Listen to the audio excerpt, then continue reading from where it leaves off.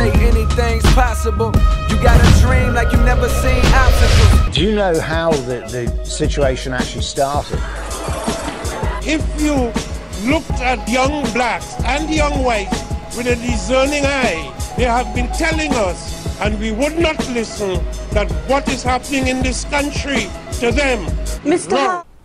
You know, there's some things in our society which we have to accept that we're human beings and this is going to happen, right? And I say that because I don't condone violence. I don't condone, you know, burning down the local corner shop in order to get your point across. But what I will say is, in the same way this country says, you know, 13-year-olds shouldn't be having sex, but we still pass them out condoms. Just if you're going to do it, at least do it safe. That's what they'll say. It's illegal, but you give them condoms. It's counterintuitive, but we've come to the point where we've understood that some of them are going to do it anyway. We just want them to be safe. The same way, you know, we say we really don't want people to go out and burn buildings, but understand, if you treat people some way, eventually they're going to do some stuff. And that's what we saw. We saw a combination of a wide range of things. We saw a combination of lack of discipline, of disenfranchised youth, of people with no hopes for their future, no real vision for their future, people with no sense of consequence, people with who were just ready to follow a crowd. And just, you know, there's some people there who have it all, but because everyone else is looting, it seems like a good idea. You might as well. You see, I think some of it was just even the fact that people wanted to feel alive for a second. Yeah. People wanted to feel like for me, and this is my guilty pleasure, and I'll admit it on camera, I don't even care. There was a part of me that almost enjoyed the pandemonium of the situation because it was a break from the norm. It was a break from the norm. Because the point is, right, people are angry all the time, people are sad all the time, people are happy all the time, and people are, you know, scared all the time. All these things happen. But if you look at a cross-section of everyday's life, when we get on the bus, we go on the tube, you see everyone's face is like this. It's almost like everyone's dead. And it's like, we get once in a while, in our society, we have these moments where it all breaks down for a second, and everyone shows exactly who they are. And I love those moments when the snow comes and people start snow fighting in the streets and just throw balls. And even strangers, you throw a snowball at a stranger and it's good fun.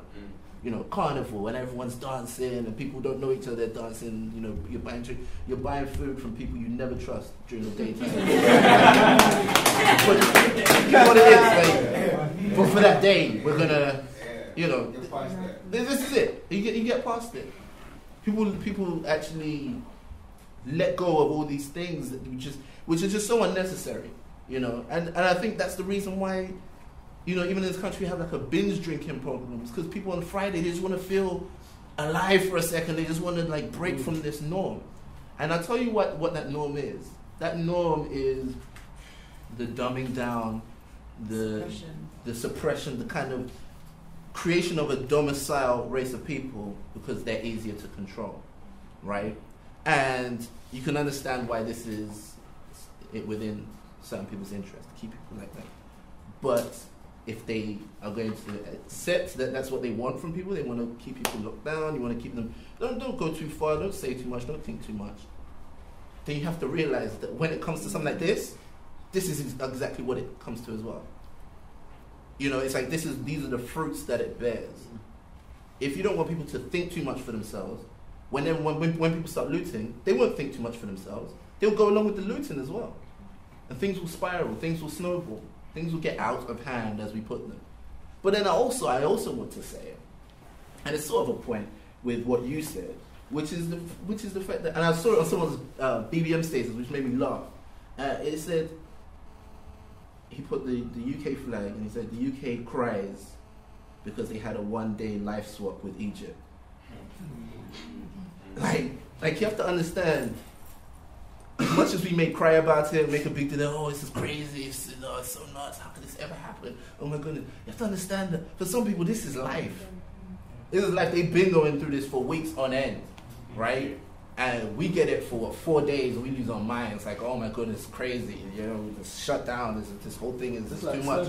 Like snow. Like snow. That's it. We can't handle these breaks from the norm. It's like, oh my goodness, there's snow down. We can't do anything. In our routine, isn't it? This is it. This is on the treadmill. We're just that's exactly the point I'm making. And we need to realize this, that sometimes being so close-minded works great for you when you're trying to control a nation of people. But being that close-minded is also your detriment in a time like this. Because all it takes is a spark. And the room's been filling up with gas. And when it explodes, you're surprised. Don't be. Don't be. You left the gas set on. You left it on. And you can't be mad at the spark. You can't be mad at it's a culmination of things. It's never one thing in splendid isolation. It's never just, oh, these youths they're yobs, they're thugs. We're seeing unprecedented thuggery. All of that kind of stuff, all that kind of talking just shows a complete misunderstanding of the situation. And you can see, when certain agendas start coming out in this time, you see certain underlying points running through. What we're trying to get across, what we're really trying to say here. You have to look at these things. You have to look at who gets shown looting. We know who's looting, but who gets shown looting? Who gets shown? Who do they speak to? Who do they repeat their statements on and on, and who gets to speak once and never gets shown again? Darkest half. Thank you. Say the names, so I don't say it. I don't want to get sniped when I leave this place. It's on Mickey. Mickey said it, no. Tell me. They say anything's possible. You got a dream like you never seen